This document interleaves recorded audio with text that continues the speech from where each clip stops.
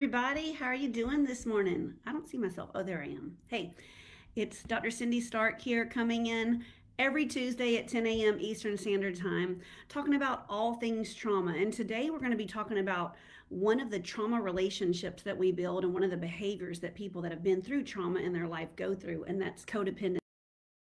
I just tell you right now before I get any further is that I want you to drop the shame and the guilt and the judgment and the labels about any of this because it's a very common pattern of behavior. And just like everything in life, once you bring awareness to it, you can change it. So as you're coming in live, please write in hashtag live and tell me where you're coming in from. I love seeing where everybody is. It's a really, really, really cool, amazing day to be coming in live. I'm so excited that my Tuesdays at 10 just happened to fall on one of the most magical days in the world. And I'm going to explain this to you how I understand it. I always tell people I only have 2 doctorate degrees. It doesn't mean I know anything. My MD and my PhD do not tell me anything about this kind of stuff. But there's something magical about the number 2. And today is 2/22/22. And it is a magical day. I actually wrote down everything that it is in the spiritual world and in the cosmos and all kinds of things that I don't ever claim to understand exactly what it is. Hey Pat, how are you doing? But specifically about the number 2, it symbolizes release, releasing what no longer serves you. I have a meditation that I love to do with my clients. It's called releasing and shedding the layers of what no longer serves you. And we literally take about 10 minutes and we visualize a portal taking away all the stuff in our life that no longer supports us and serves us. And we draw in everything that we need for our ideal life. Hey, Jenny, and my mom is here. Mom's in the house. Mom, I'm talking about the significance of today's date, 2/22/22. So it's a pattern, right? A pattern of repeating numbers. And so the number 2 specifically means is significant for releasing and setting intentions and manifestations of what you want to bring into your life. And so many times, guys, and I'm going to get into this today, but we don't really even know what our highest aligned spiritual values are and the core of our soul, what God put us in this earth to do, because everything in our brain is so mucked up with just all these negative belief systems and limiting belief systems from our childhood. 96% of what happens in our life is run by our subconscious mind. And what I'm coming in here every single Tuesday at 10 a.m. Eastern Standard Time, and I'm committing to you guys, is to help you have some tools to work this amazing subconscious mind that's running 96% of the show. Hey, Michelle, this is for you, Michelle. I always like to write things out for Michelle because she's visual like me. So again, I'm getting so off track already. This is not a good sign. Hopefully I'll get through all my 6 pages of notes that I wanted to talk with you today, but I'm just really excited about today. So forgive me and bear with me and have grace on me, just like I'm asking you to have grace on you and no judgment on you. So again, about the number 2, it symbolizes healing and togetherness. And my cousin Jenny and I were just talking just about 10 minutes ago, and you know what, I swear I don't think that any of us realize right now, and I do not want to start crying this early in the talk, but it's just how much togetherness that we need right now. On March 10th 2020, I mean, it's almost exactly 2 years ago, the world ended as we knew it. I remember, I don't know how many of y'all were around when the space shuttle blew up or when 9/11 happened. I mean, of course all you guys were around because you're on Facebook, but if you were at an age where that was just such a vivid day in your life, and you will never forget where you were the day the space shuttle blew up. You'll never forget the day where you were when 9/11 happened. Well, it's the same thing with the pandemic. And so she and I were talking this morning about just how much as humans that we are just devoid of togetherness, and people are just so afraid of each other. I mean, the things that I have seen, not only with my daughter who started college, during all of this, had her freshman year in a dorm where people were literally like going like this, pulling away from each other as they walked down the hallways, being confined in solitary confinement essentially in their dorms. I mean, every single meal at these amazing dining halls that we pay, $3,000 for our kids to be able to eat peanut butter and jelly sandwiches, fruit cocktail, individually wrapped yogurts. I mean, like no one would touch anybody, and everything was passed through a door, in a plastic bag or a paper bag. So sad what we've seen. So togetherness, the number two is all about togetherness, and then awakening, just awakening things that are in your life that are important to you that maybe you've forgotten about, and power and transformation and just elevating your whole entire life. Well, that's what I'm here to do today, guys. All right. Again, my name is Dr. Cindy Stark. I'm a board certified internal medicine doctor here in Gainesville, Georgia. I take care of patients by day at Northeast Georgia Medical Center as a hospitalist. And then I run Soul Circle Academy, where I really get in really deep in tiny little containers of people. And we rewire the subconscious mind and just obliterate everything that's been in there, kind of wreaking havoc in our life ever since we've been born, and we didn't even realize it was happening. Yay, Oz is here. Hey, Oz.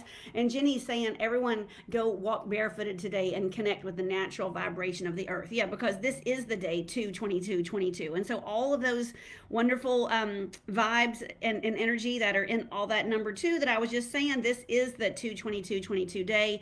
Another repeating pattern like this is not going to happen for another 11 years when it's March 3rd, 2033, and that's not even going to be as many repeating numbers as it is today, because we have 2/22. Anyway, so again, guys, what we're going to be talking about today is codependency, and a lot of what I personally believe is that codependency is ruining so many people's relationships, and it's not just relationships with your family and how you are not only with your kids but also with your spouse. And it's not just those relationships. I think a lot of people think, oh, my relationships are good because my relationship with my spouse or my kids are good, but it's also the relationships we have with our business partners, and then most importantly is about the relationship we have with ourselves. All right, so again, in the Soul Circle Academy, we deal with all things trauma, and in my Tuesdays at 10, I also talk about all things trauma. And I always say that trauma is not what happened when you experienced trauma when you were younger. And please go back. All these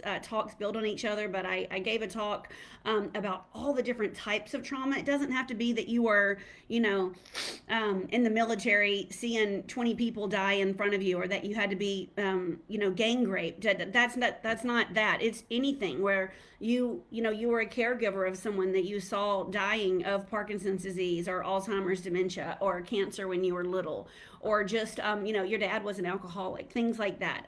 Hey, Brenda.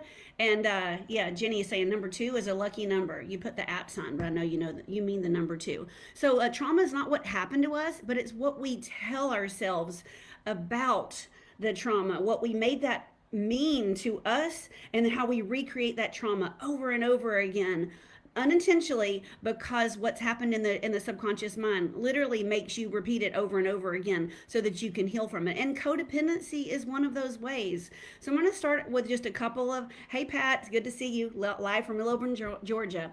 So I'm going to start with a couple of definitions, and then I try to talk slowly today. I think sometimes when I get excited I talk really fast, and if I can't get through all 6 pages of these notes, there's so much good stuff in here that I want to share with y'all today. Please say it's okay if I have this talk be a 2-day talk, and I'll complete it next Tuesday.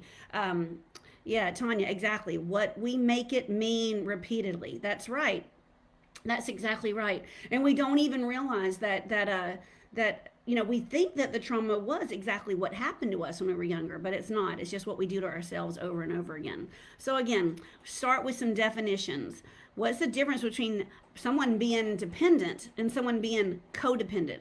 So when you're dependent, those are a lot of my patients at the hospital. They are completely dependent on others for their well-being, meaning their physical needs. Someone has to shave them. Someone has to feed them. Someone has to dress them. We call those activities of daily living in the medical profession. And I know a lot of my people here are nurses, so we call them ADLs. And so that's what a dependent person is. It can be someone that has become dependent because of an illness or an accident, or just something developmentally delayed. Yeah, thank you, Jenny and Tanya, telling me it's okay to make this a part 2, because it's just so good. And now what's a codependent? I think so many times we kind of get confused as to what codependent is, but what it is when you rely on others to fulfill your emotional needs, where you're requiring someone else to do the job that only you are supposed to do, which says, I'm worthy, I'm safe, don't leave me.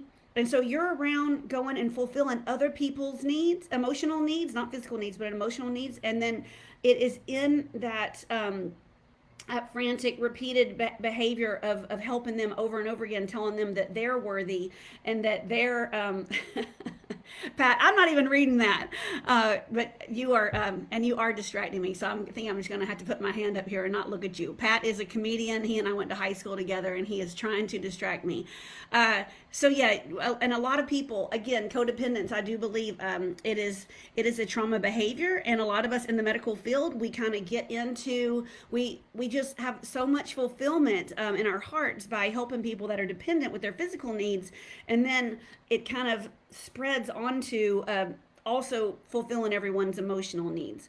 And so, again, today I want us to talk, and I want us all to be comfortable getting uncomfortable with each other and vulnerable with ourselves. Because what I'm really going to be talking about is all the different ways that we show up as codependents, and what have you done in your life uh, that was codependent. It's not that healthy of a way to be. You're literally crippling the other person by not letting them have their God-given strength to know that they're the ones that are worthy and safe and loved. You're saying, oh, need me, see me, love me, don't leave me, and but just as I talk today, just be putting in there ways that you think that you may have been um okay, thanks, Michelle. She says I am talking fast, but it's okay. I've also drank 2 cups of coffee, Michelle, so I think that caffeine is not my friend on these mornings. I need to slow down. So another thing that people that have been through trauma go through, and they call themselves empaths. And what an empath is when you can feel other people's emotions. When you walk in the room, people like me that were traumatized. I went through a lot of things as a teenager, in the comfort and safety of my own home.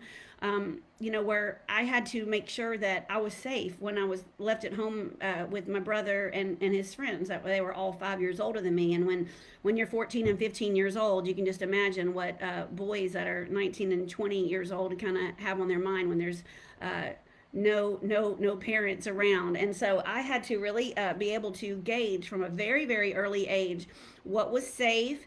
Sometimes even my bedroom wasn't safe. And so I have thought that I was an empath. I think my daughter's an empath too. I think a lot of my clients are empaths. But why do we have to be able to read the emotions? Because things were unsafe when we were growing up, and we had to protect ourselves. It wasn't just a given that it was going to be safe. And then also there's when people are empaths, I think they're kind of drawn to narcissists, and like we're drawn to people that are emotionally not needy, because it makes us feel needy. It gives us things to talk about. And just like a codependent will seek out a dependent, that's the same way that the narcissist will seek out someone that's more vulnerable and a victim. And it's all about power and control, and all about feeling loved and feeling safe. So, all right, Karen, that's another cousin of mine. I'm watching for as long as I can. Cindy, thank you so much, Karen. And Tanya, thank you for telling me I'm doing great. And yeah, making sure she was safe, knowing that being gay was not acceptable. Yeah, and don't even get me started on that subject. I personally have almost all of my best friends, once I went to medical school and graduate school, were gay. And I will never ever forget my dad. I mean, I'm not nothing. I shouldn't call my dad out. But just thinking, back in the 80s, that people were going to lose their scholarships to medical school and graduate school for things like that. And yeah, it's I'm just so glad, Tanya, that we are just like in a time of awareness right now where everybody is realizing that we need to be accepting of people, and just because one person's one way doesn't mean that everybody has to be that way. So yes. Anyway, so again, as codependents, we find people that are hurting, and I don't want you, again, I please do not want you to have any judgment or any shame if you've done this, because it is something that happens and we can heal from it. And and I know that I'm not saying anything that people don't know, but we cannot change what we are unwilling to acknowledge in ourselves. And if you want to go around continuing to repeat this same pattern of behavior that has gotten you stuck, I call it stinking thinking. If you want to keep doing that, I mean, for me, 50 years was enough. Once I reached 50, yes, the 80s were brutal. Let's not even talk about it, right, Tanya? Uh, I just shudder to think of the things that we saw. But if you want to keep living these crippled patterns of behavior where you're just like, oh, this is just the way I am. Oh, I just never have a voice. I just never can speak up for myself. Oh, I just always get taken advantage of. Then just keep doing it and have your blinders on and like go ahead and whatever. What's that bird? Is it an ostrich that puts his head in the sand? Just keep doing that. But I think the people that are here are people that want more. We know that we are made for more, and we know that if we're in this pattern of behavior where, again, as medical professionals, I think we are drawn to each other because we help people that are dependent on us for our physical, for their physical needs. That if you're willing to fight for all these other people, my God, fight for yourself too. There's no one here that's going to fight for yourself except for yourself. So if you're willing to do it for others, I just invite you to be willing to do it for yourself too, because we're all here. And yeah, once I found healing at age 50 from all these negative repeating patterns that I myself was repeating in business and relationships with my spouse, and I cleared out my reticular activating system, and I finally saw that I was truly worthy and I wasn't relying on other people and me like maniacally doing every single thing for them and then hating them for all the work that I was doing. Well, I got board certified in those tools so that I can bring these tools to you guys.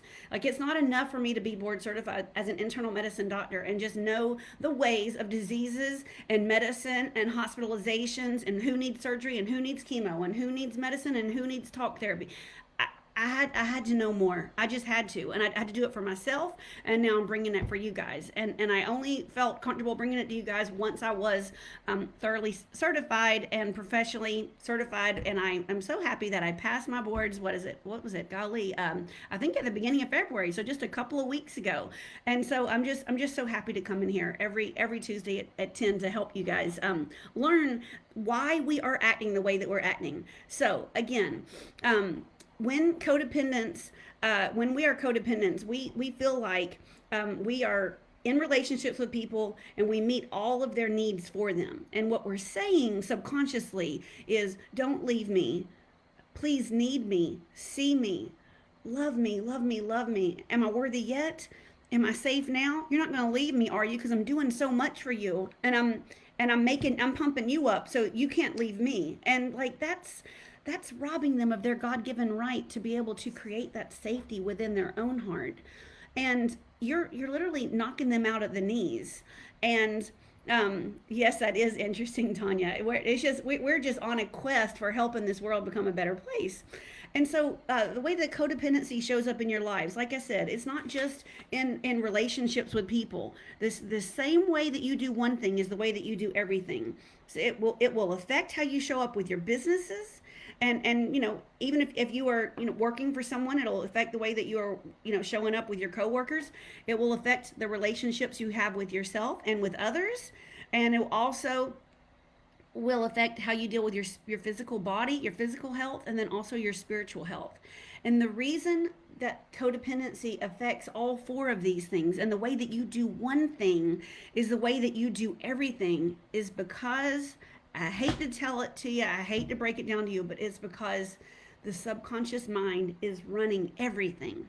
Okay? So you can try to go and read a book on relationships. You can try to go and talk to your boss and set up some more boundaries. You can try to go hire a personal trainer. You can try to find a great church or a great Bible study, but it's all entirely encompassing the beliefs that we have about ourselves, and what's going to be able to stick relies upon what's in our reticular activating system in our subconscious mind. And again, yes, the same way you do one thing is the same way that you do everything. Absolutely.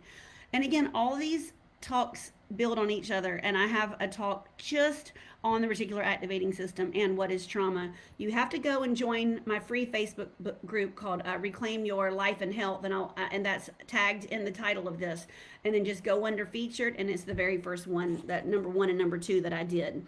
But again, all the way that we're running our entire life is coming from our subconscious programming, and you are either going to have to address what is going on in that subconscious programming, driving you to do what it is that you do, or again, just repeat your behaviors over and over again, like that bird with their head in the sand.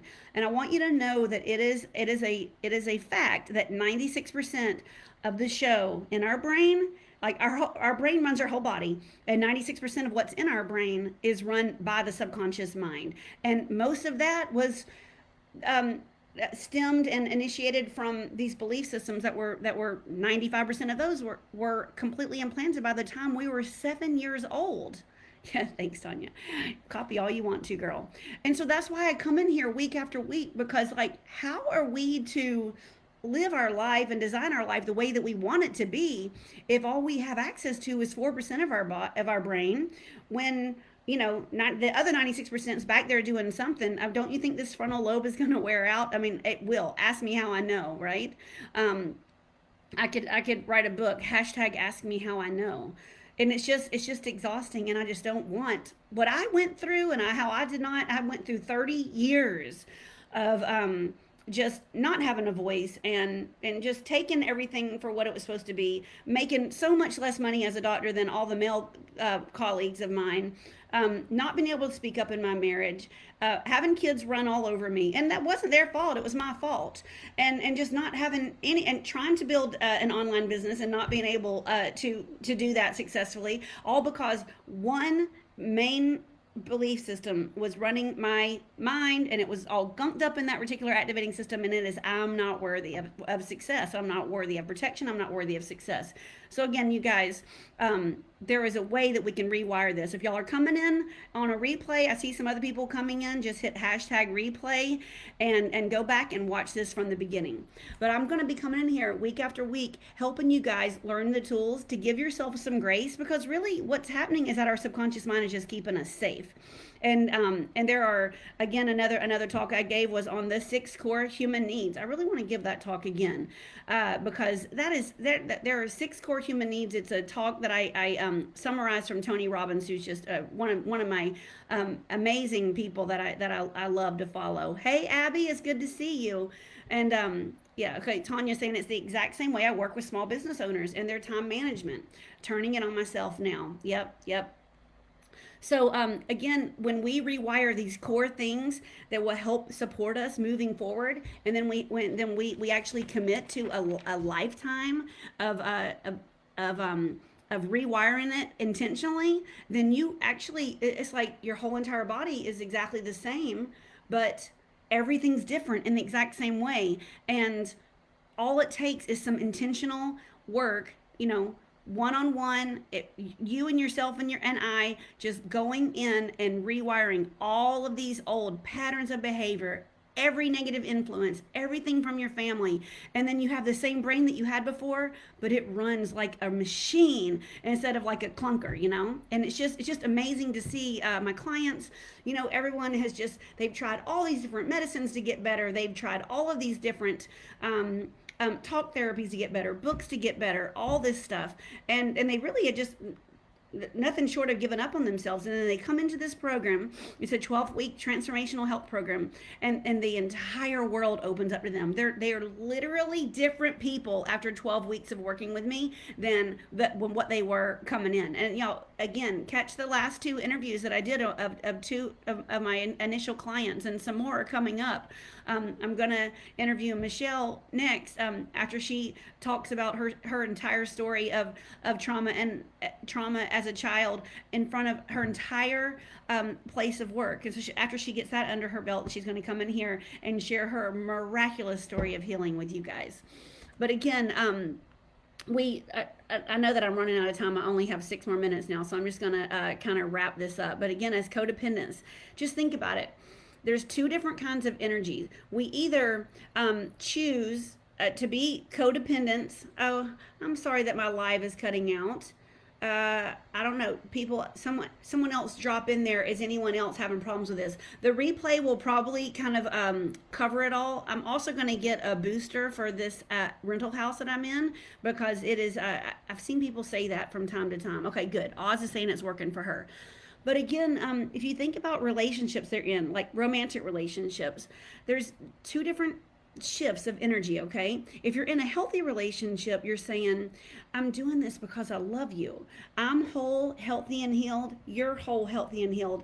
And I'm doing this because I love you. Versus if you come to it from a codependent standpoint, you're saying, I'm doing this because I want you to love me. Please love me, see me, need me. Please don't leave me, because I need you to stay, because I need you to complete me. Maybe if you stay, then that means I'll be safe and I won't be abandoned. Do you see that? It's just, I'm sorry, Abby. And Jenny, I'm so glad that you are so completely different and thankful and blessed. And I'm so thankful and blessed to have you in my program. So if you keep loving people from this needy, desperate place, because you're codependent with them, they're codependent with you, what happens is that you wear yourself out, and then you end up resenting them because they're not able to do things for themselves the way that they need to do. And excuse me, especially with kids, you'll end up getting so frustrated because they can't do their own laundry, or they can't, or they don't put up their dirty dishes in the dishwasher, where the reason they're doing that is because you were so frantically doing so many things for them so that they would need you all the time. So you're either going to burn out from exhaustion, they're going to get mad because you stopped doing things that you've always done, or you're just crippling the next generation of people. Thank you, Diane. Look, Jenny, Diane's here. This is so exciting. And so I just don't want you guys running yourself ragged. I don't want you burning yourself out when they stop responding the way that they used to respond to you, because the same thing is you're creating this void. Okay, if you are always doing things for people, and then you burn out, or like I said, you get exhausted, then they can't handle the void of what happens when you can't continue to accommodate them. And it happens with our kids. People in my generation, we had to work our butts off for everything, I feel like, back in the 70s and 80s. And now we're having kids, and those kids are not being equipped to be parents if we're just constantly doing everything for them. So we're if we don't get a hold of this, we are actually creating a generation of codependents that are not going to be able to be independent and successful. So I think I'm going to cut off right there, guys. I've gotten only through 2.5 pages of my 6 notes, so I'm definitely going to finish this talk next week. I just really wanted to convey my passion of the significance of this date, 2/22/22, and just this transformation and awakening in power, and then how all of us humans on planet Earth, we are needing so much togetherness right now because we've been so separated from the pandemic and so isolated in our houses. And so it's not just togetherness with other people, but it's also togetherness with yourself. And you really need to think about what aligns you, what is aligned in your spirit and in your heart. And if you guys want to book some time to talk to me, I'm going to drop the link. I dropped the link to book a call in the title. I'll also drop it in one of the comments. And we can just identify, we'll just take an hour together and we'll identify what are some of the patterns of behaviors that are holding you back, and where is it that you want to go in your life. And I always say that people are on a continuum. People back here are still actively being traumatized, and people over here are completely enlightened, okay? And they're ready to live their life differently. And you can be anywhere on this continuum that you want to be. But if you're here or here and you're not ready to really do the hard work to get yourself to a completely different place of alignment, then just keep coming back and here in my Tuesdays at 10, go back and watch the replays of the other ones. But if you're ready, if you're over here on this end of the spectrum and you're ready to stop living this way and you just can't stop being 50 pounds overweight, or being in crappy relationships, or being all alone, or not getting what you want out of a job, or being stuck on anxiety meds, then just book a call and we'll see if my program could help you. And if not, that's fine. I can send you to other resources. But if my program would help you, nothing would make me happier than to help usher you into the best version of yourself. And so Abby's saying, I remember well when my son started to mature and do things on his own. It's the natural order of things, but I felt ties breaking. So I wound up doing way more for him than was good for him. This was not good for either of us. Yeah, we're crippling our own children. Abby, I do the same thing. Yeah, all right, all right. Abby just opened up with that, so I'm gonna open up and tell y'all something. Not a happy mom moment. It's just so crazy to me. Okay, so we've only lived in two houses since I've had children, and in the shower. And Jessica, if you're watching this, I'm sorry I'm telling one of your stories, honey, but hopefully she won't watch this. So in the two showers that have been in our two houses that have grown up, the well, she's grown up, there was one single water faucet, and temperature aligner, I don't know what those things are called, faucets, knobs, and so she only knows how to make a shower the perfect temperature, because by her whole life, just by the one knob. Well, she went and spent some time in at her boyfriend's house over Christmas, and his house was really old and it had two knobs, so there was a hot and a cold. I do not see why. And maybe I'm saying it wrong. Maybe they've all been two and this one had one. I'm sorry. I think that's what it was. They've all had two and this one had one. And she couldn't regulate the temperature, and she got in the shower and burned herself. Needed aloe from his parents because of the severe burn she had down her calf. And I'm like, what have I done? I have crippled my daughter. Yeah, whatever, Pat. Hey, Melissa. And I've crippled my daughter, and I'm not saying that I'm codependent with her. If I was, I'm no longer. She now, is able to really, really secure her own safety and emotional well-being. But I just always, made it right for her or didn't teach her other ways. And anyway, I just felt like, my goodness, those parents probably thought, what a diva that she needs aloe after burning her, or, burning herself after the shower. It was just a crazy moment over Christmas, and I just, so we had a little tutorial on whether there's two hot and cold water diverters or just one. Anyway, so I did the same thing, Abby, and thank you, Tanya, for the compliments. I love you, girl.